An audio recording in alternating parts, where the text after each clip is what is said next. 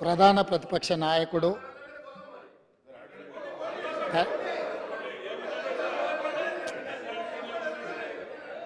శాసనసభ్యుడిగా, రాష్ట్ర మంత్రిగా, పార్లమెంట్ సభ్యుడిగా, కేంద్ర మంత్రిగా 10 సంవత్సరాలు తెలంగాణ రాష్ట్ర ముఖ్యమంత్రిగా బాధ్యతలు నిర్వహించి 40 సంవత్సరాలు రాష్ట్ర రాజకీయాలలో, దేశ రాజకీయాలలో తన పాత్రను పోషించిన శ్రీ కల్వకుంట్ల చంద్రశేఖరరావు గారికి ఈరోజు జన్మదినము.